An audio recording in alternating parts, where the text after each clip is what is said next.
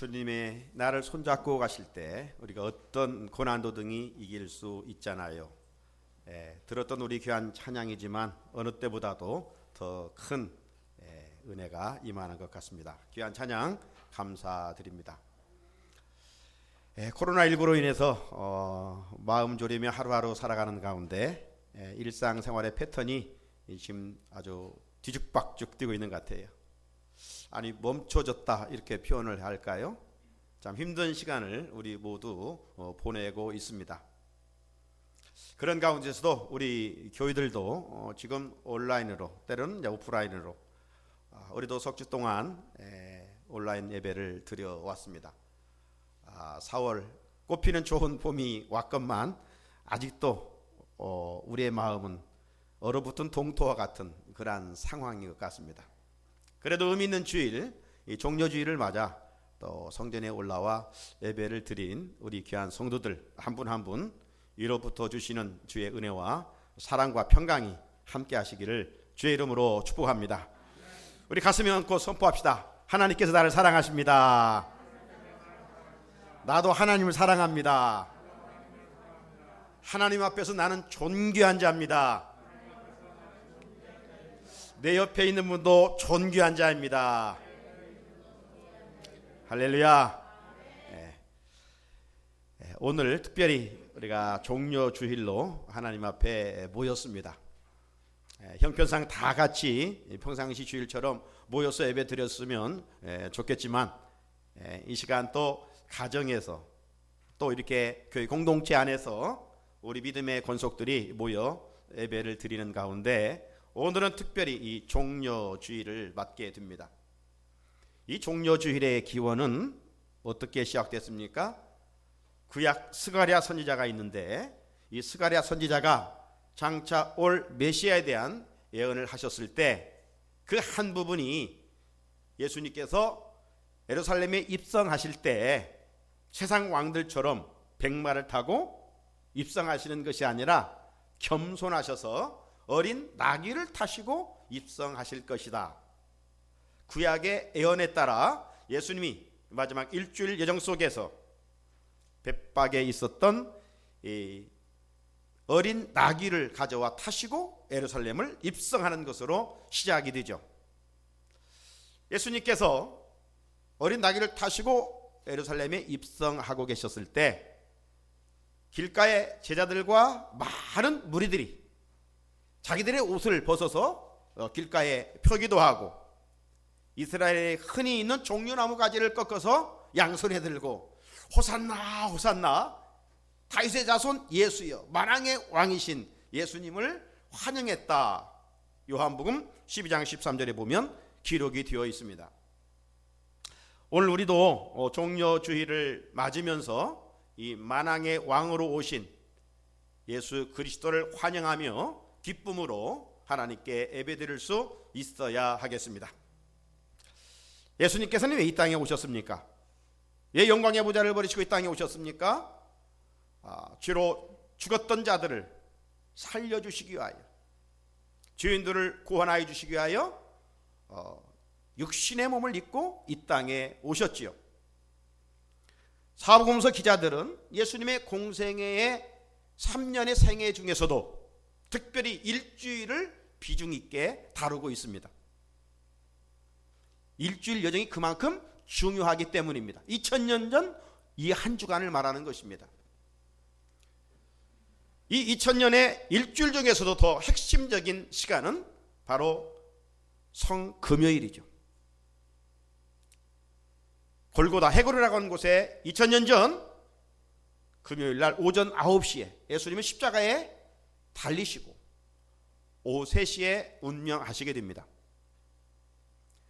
그러면서 그 무진 고난 가운데서도 예수님께서 마지막 십자가에서 7마디의 말씀을 남기시죠. 이른바 가상칠언입니다. 오늘 종료주일을 보내고 고난주간을 한 주간 살아갈 우리들이 지금 코로나19로 힘든 시간을 보내고 있는데 주님이 십자가에서 남긴 이 7마디의 말씀을 묵상하면서 은혜 가운데 한 주간을 의미 있게 보낼 수 있어야 하겠습니다. 자, 그렇다면 예수님께서 그 고난 중에 남기신 7마디의 말씀은 어떤 말씀인가? 오늘 함께 찾아보고 싶습니다. 가상 7원 중에 가상 1원은요, 아버지 저들을 사하여 주옵소서입니다. 우리 누가복음 23장 34절을 같이 읽어보겠습니다. 시작. 이에 예수께서 이르시되 아버지 저들을 사하여 주옵소서, 자기들이 하는 것을 알지 못함이니이더라 하시더라. 아멘. 아버지 저들을 사하여 주옵소서. 예수님은 십자가의 고난 중에 첫 번째 드리셨던 기도가 용서의 기도였습니다. 예수님은 공생의 사역의 현장 속에서 용서에 대해서 가르치셨습니다. 주기도문을 통해서도 용서에 대한 말씀을 가르치셨습니다. 베드로가 용서에 대해서 말씀하셨을 때 그 용서의 깊은 메시지를 가르치셨습니다. 그리고 현장에서 잡힌 가나마다 잡힌 여인의 죄도 용서해 주셨습니다. 지금 예수님은 십자가의 고난 중에 있습니다. 그 예수님 십자가 주변에는 어떤 사람들입니까? 육체적으로 예수님을 십자가에 못 박는 자들입니다. 온갖 말로 조롱을 하며 저주하는 사람들입니다. 인간적으로 보면 원수입니다. 그런데 예수님께서 첫 번째 그 십자가의 고난 중에 기도하셨던 내용은 하나님 아버지 저들을 용서해 주십시오. 저들이 하는 것을 지금 알지 못합니다. 용서해 주십시오. 용서의 기도를 드리셨어요. 예수님의 이 용서의 기도는 시공을 초월하여 2000년 지난 지금도 우리의 죄를 위해서 예수님은 용서의 기도를 해주시고 우리를 용서해 주시고 있습니다. 우리들이 받은 최고의 선물이 무엇일까요? 각자 받은 선물 나름 이야기할 수 있지만 믿음 안에서 얻어진 최고의 선물이라면 바로 사주의 은총 아닐까요? 죄 용서함 아닐까요? 그 용서를 받지 못했다면 오늘 우리는 이 자리에 있을 수도 없고 하나님을 아버지라 그분의 자녀라 고백할 수도 없겠지요. 그러므로 이제 용서받은 우리가 할 일이 뭐예요? 용서하며 살아가라 주님은 말씀하시는 것이죠. 1만 달란트와 100다리온의 이야기를 우리는 알고 있습니다. 1만 달란트는 갚을 수 없는 그런 엄청난 돈이죠. 그런데 그 갚을 수 없어 용서해 주었어요. 그런데 그가 나와서 형제의 100다리온은 갚지 않는다고 옥에 가두었다는 겁니다. 용서하지 않는 우리 인간의 모습을 고발하고 있는 것이죠. 이제 우리는 이한중아 주님의 십자가의 고난을 바라보면서 첫 번째 하나님의 음성이 뭔가? 용서하며 살아라는 것입니다. 에베소서 32절에 서로 친절하게 하며 불쌍히 여기며 서로 용서하기를 하나님이 그리스도 안에서 너희를 용서하신 같이 하라. 예수님은 용서를 가르쳐 주셨고 가르쳐 주신 대로 행하셨습니다. 참된 믿음이 뭡니까? 알고 끝나는 것이 아니죠. 믿는 바를 행하는 것이죠. 지행하빌설이죠. 야고보서는 행함을 강조하고 있는데 야고보서 2장 26절에 어떤 말씀이 있습니까? 영혼은 몸이 죽은 것 같이 행함이 없는 믿음은 죽은 것이라고 말씀하셨어요. 누가 진정 거듭난 예수 그리스도의 제자인가? 주님의 말씀에 따라 삶의 자리에서 내 형제를 용서하는 것입니다. 아이 나와 관계 속에서 용서를 하지 못한 사람이 있습니까? 우리가 살 날은 그리 많지 않습니다. 용서하지 못하고 세상을 떠난다면 우리는 후회하게 됩니다. 그러므로 이 한 주간 고난 주간 주님의 십자가를 믿음으로 바라보면서 우리가 할 일이 뭐예요? 용서하지 못한 사람 용서하고 사는 것이 주님의 십자가를 헛되게 하지 않는 것이라는 것입니다. 이것이 가상 1원이 우리에게 주는 교훈입니다. 가상 2원은 뭡니까? 오늘 네가 나와 함께 낙원에 있으리라. 자, 같이 누가복음 23장 43절을 읽어보겠습니다. 시작. 예수께서 이르시되 내가 진실로 내게 이르노니 오늘 네가 나와 함께 낙원에 있으리라 하시니라. 아멘. 이 말씀은 예수님이 누구에게 한 말씀입니까? 양편의 강도 중에 회개한 한편의 강도에게 하신 말씀입니다. 여기서 우리는요, 기독교의 구원관을 확인할 수가 있어요. 기독교의 구원관은 오래 믿어야 구원 얻는 것이 아니라는 겁니다. 아무리 흉악한 주인일지라도 죽기 전이라도 회개하면 구원을 얻게 하는 것이 우리 기독교의 구원관입니다. 다른 말로 표현해보면 일반 종교는 행위로 구원을 얻으려고 노력을 해요. 하지만 우리 기독교는 행위로 구원을 얻는 것이 아니라 믿음으로 구원을 얻는다는 거예요. 에베소서 2장 8절 말씀에 보게 되면 너희는 그 은혜에 의하여 믿음으로 말미암아 구원을 받았으니 이것이 너에게 난 것이 아니요 하나님의 선물이라. 할렐루야. 하나님의 선물. 우리가 믿는 이 믿음은 뭐냐? 하나님이 주신 선물이라는 거예요. 우리 성도들은 남은 생에 예수를 잘 믿어야 돼요. 여러분, 잘 믿는다는 것은 행위를 말하는 것이 아닙니다. 우리가 믿은 대로 얼마나 잘 믿겠어요? 타락한 본성 속에서. 만약 우리가 행위로 잘 믿는다고 한다면 우리 기독교 역시 행위로 구원받는 것이라고 할 수가 있을 것입니다. 그렇다고 막 살자는 얘기 아니에요. 진정한 예수의 제자는, 구원받은 백성은 행위가 그 믿음을 통해서 진가가 드러나는 것이죠. 여러분, 구원받기 위해 잘 믿는다면 기독교 역시 행위로 구원받는 종교가 될 수밖에 없어요. 구원은 예수님을 믿는 믿음으로 얻는다는 것이죠. 요한복음 6장 47절에 진실로 진실로 너에게 이르노니 믿는 자는 영생을 가졌나니. 앞으로 잘 믿어서 영생을 얻는 게 아니에요. 믿음과 동시에 구원은 완성입니다. 성화는 계속 되어가야 되지만 구원은 일회성이에요. 믿음으로 얻어지는 거예요. 그래서 곁길로 갈 때 하나님께서 우리는 징계하셔서 하나님 백성답게 살게 만드시는 거예요. 주님의 가장 치른 두 번째 말씀의 교훈은 무엇인가? 언제든지 회개하고 예수 믿으면 구원을 얻는다는 명명백백한 사실입니다. 죗값으로 초대할 내가 하나님의 은혜로 믿음을 선물 받아 이 은혜를 입었으니 여러분 얼마나 감사합니까? 이 한 주간 주님의 십자가를 믿음으로 바라보면서 이 하나님이 나에게 주신 이 믿음의 선물을 생각하며 우리는 감사해야 돼요. 많이 있어도 감사 찬송하고 그 구원해 주신 은혜 우리가 기억하며 구원받은 자답게 기쁘게 살아가야 됩니다. 천국 시민권을 가졌으니 영생을 이미 누리고 있으니 얼마나 감사해요. 그러므로 땅의 것에 얽매이는 자가 되지 말고 하늘의 소망 가운데 찬송하며 기뻐하며 살아가는 삶을 살아가라고 주님은 우리에게 십자가 이언을 통해서 말씀해 주시고 있는 것입니다. 가상 3원입니다. 여자여 보소서 아들이니이다. 보라 네 어머니라. 자, 우리 같이 요한복음 19장 26절 27절을 읽어보겠습니다. 시작.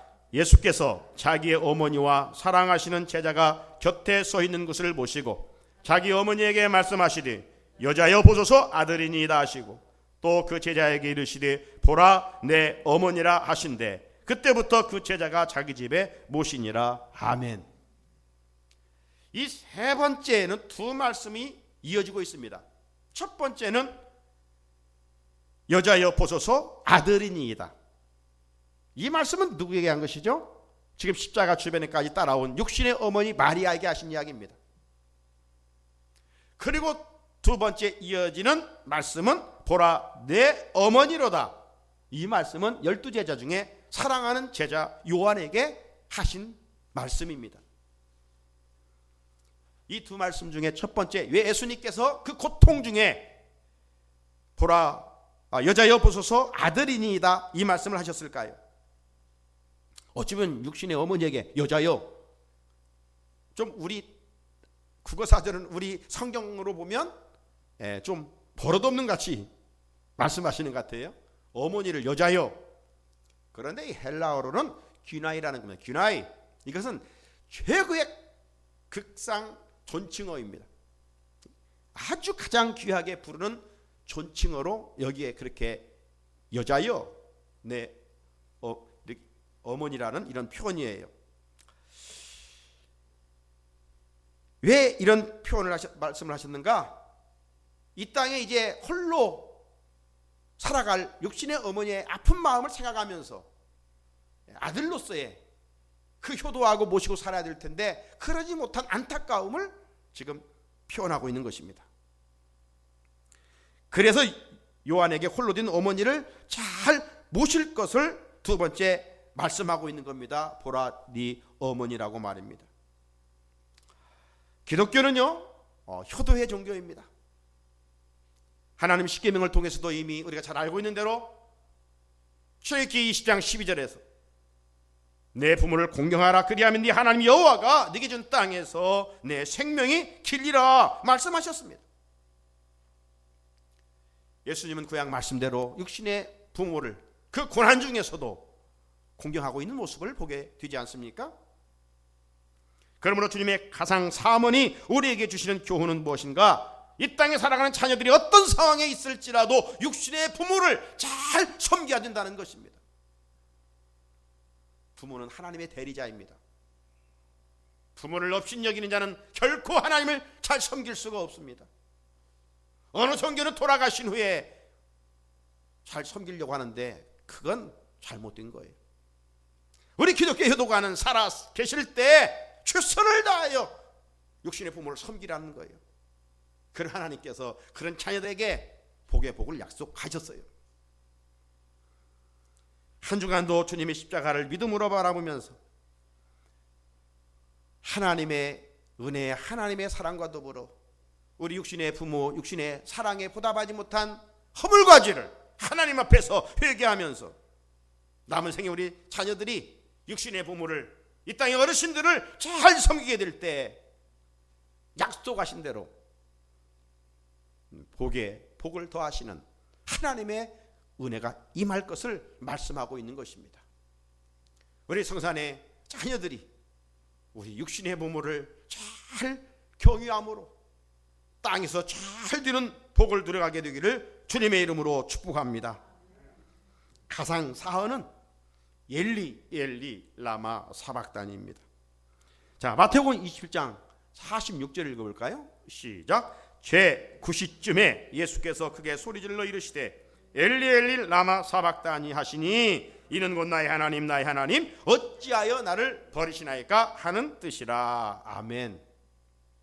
이 말씀은 예수님이 창작해서 하신 말씀이 아니에요. 이미 구약 10편 22편 1절의 말씀을 인용한 말씀이에요. 자, 여기에 말씀해 볼게요. 내 하나님이여, 내 하나님이 어찌 나를 버리셨나이까? 어찌 나를 멀리하여 돕지 아니하시오며 내 신음소리를 듣지 아니하시나이까? 예수님은 그러니까 이 구약의 율법서들과 선지자의 글들을 열심히 읽고 암송하고 계셨다는 것을 알 수가 있어요. 그래서 말씀을 전하실 때 구약 말씀을 많이 인용하셨던 것을 알 수가 있습니다.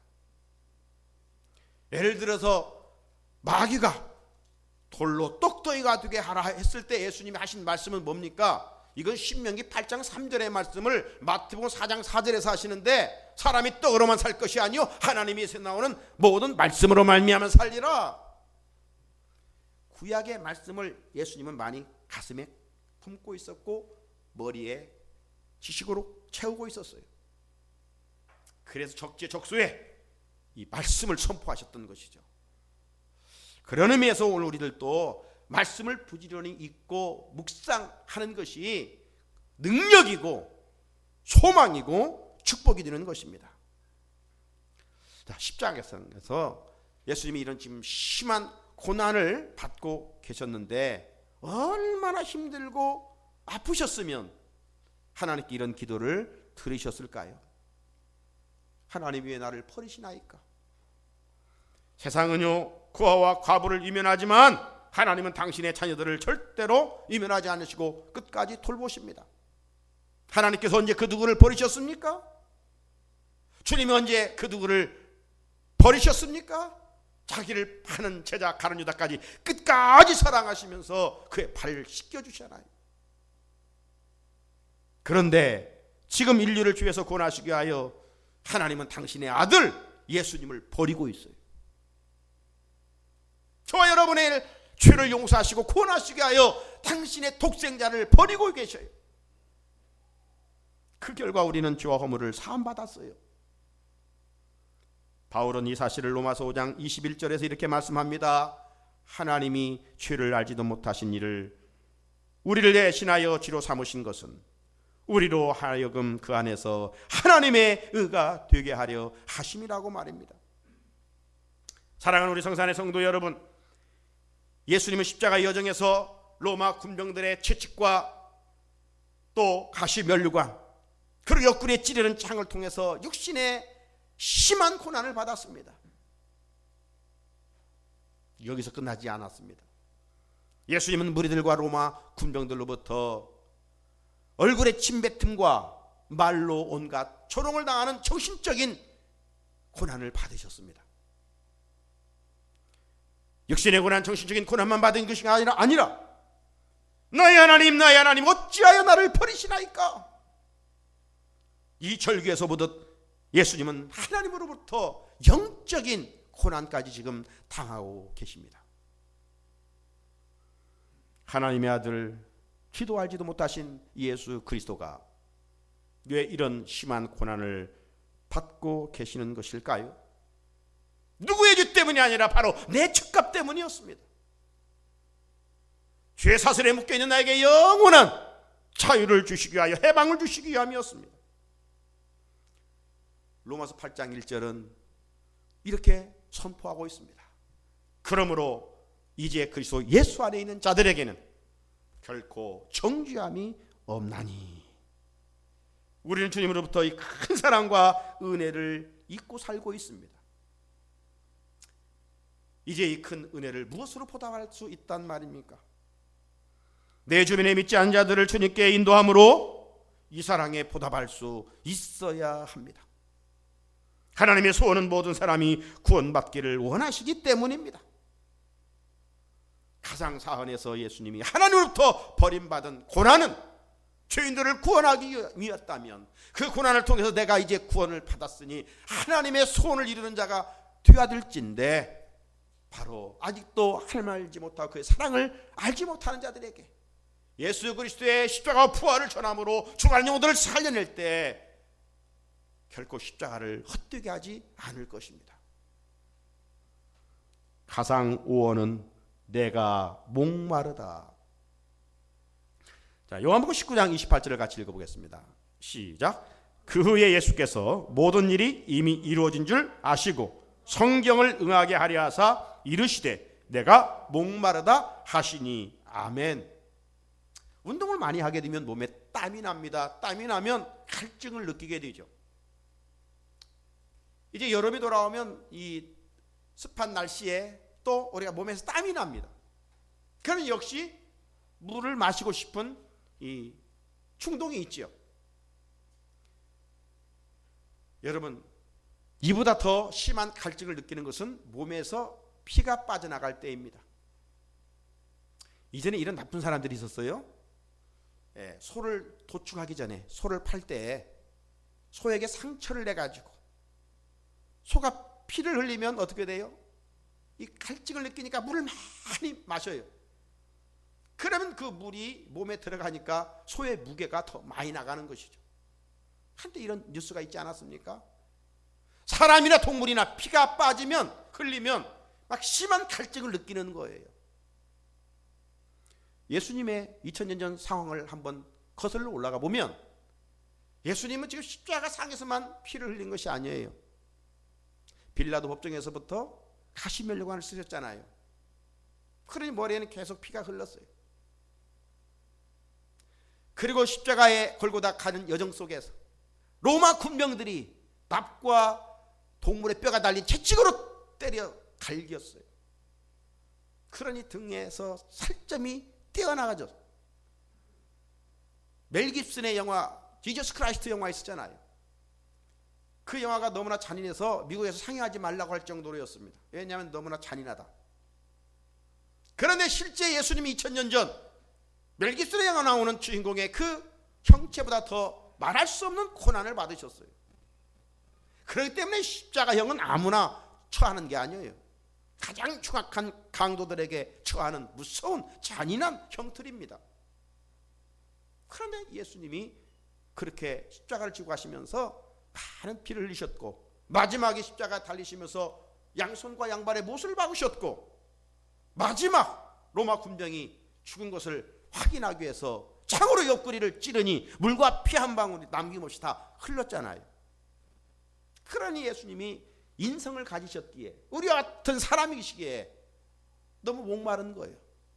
그래서 내가 목마르다 외치셨던 것이죠. 왜 이렇게 예수님께서 목마르다고 십자가에서 외치실까요? 단순히 육신의 그 목마름 때문일까요? 아니라 여기서 주시는 귀한 교훈은 뭐냐? 목마른 인생들에게 영원한 생수를 주시기 위함이었던 거예요. 수가성 여인에게 주셨던 생수를 우리에게 주시기 위하여 당신의 모든 것을 아낌없이 흘러주신 것이죠. 예수님은 요한복음 7장 30절에서 이렇게 외치셨습니다. 명절 끝날 곧 큰 날에 예수께서 서서 외쳐 이르시되 누구든지 목마르거든 내게로 와서 마시라. 단순한 H2O 물이 아니라 여기에는 영원한 생수입니다. 생명의 샘으로 인도하시는 그 은혜를 우리에게 주시기 위하여 주님은 십자가상에서 내가 목마르다 외치셨던 것입니다. 이 생수를 마시는 자는 결코 가라지 아니하고 세상에서 환난을 당하나 기쁨의 삶을 살아갈 수가 있는 것이죠. 가상 6어는 다 이루었다입니다. 다 이루었다. 자, 요한복음 19장 30절 같이 읽어보겠습니다. 시작. 예수께서 신 포도주를 받으신 후에 이르시되 다 이루었다 하시고 머리를 숙이니 영혼이 떠나 가시니라. 아멘. 십자가는 하나님의 뜻이 이루어지는 곳입니다. 하나님의 뜻은 무엇입니까? 죄인이 구원을 얻는 것입니다. 죄인이 죄인을 구원할 수 없기에 의로우신 하나님 인간의 몸을 입고 이 땅에 오시지 않았습니까?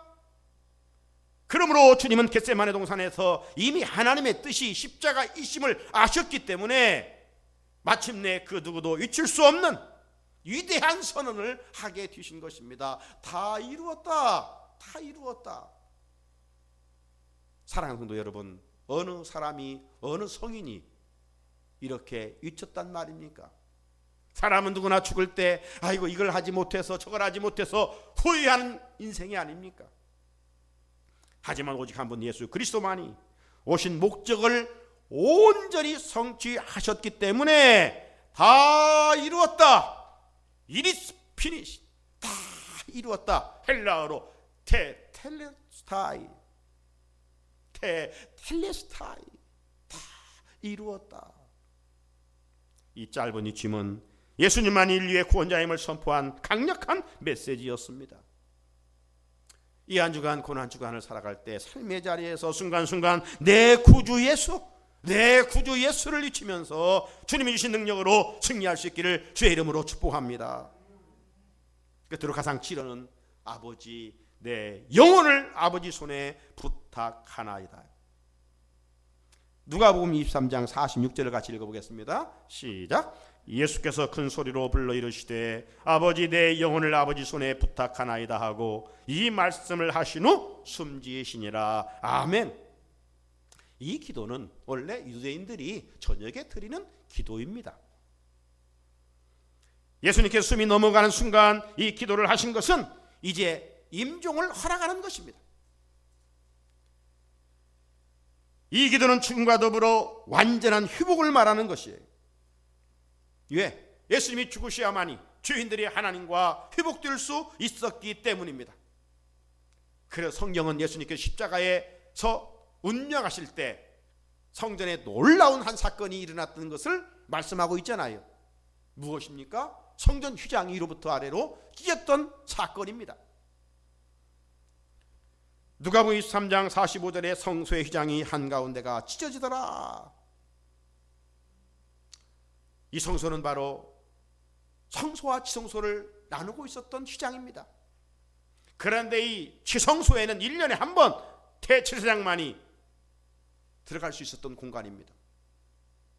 그런데 예수님께서 대제사장이 되어서 당신의 육체로 하나님의 의를 이루심으로 말미암아 이제 누구나 지성소에 들어가 하나님께 예배할 수 있게 됐다는 놀라운 진리를 보여주고 있는 것입니다. 주님께서 십자가에서 인류의 죄값을 지불하셨기 때문에 이제 누구든지 예수님의 이름에 의지하여 은혜의 보좌 앞에 담대히 나아갈 수가 있게 되는 것입니다. 지금처럼 말입니다. 세상에 이보다 더 큰 영광과 복이 어디 있단 말입니까? 그러므로 주님의 십자가를 바라보면서 하나님의 사랑을 깨닫고 매일매일 감사하며 매일매일 주님의 능력이신 예수 그리스도의 이름으로 우리는 기도하며 살아갈 수 있어야 합니다. 이것이 바로 주님의 십자가를 헛되게 하지 않는 길입니다. 사랑하는 성살 성도 여러분, 지금 코로나19로 우리의 마음과 우리의 영혼이 많이 지쳐 있습니다. 하지만 너무 환경 때문에 위축되지 않았으면 좋겠습니다. 이럴수록 삶의 자리에서 개인적인 경건 생활의 폭이 넓어져야 하겠습니다. 이 한 주간 우리 모두 믿음으로 나 위에 고난당하신 주님의 십자가를 바라봅시다. 바라보는 자마다 우주보다 큰 하나님의 사랑을 깨달을 수 있을 것입니다. 은혜 입은 자답게 주님의 고난을 헛되게 하는 어리석음을 범하지 맙시다.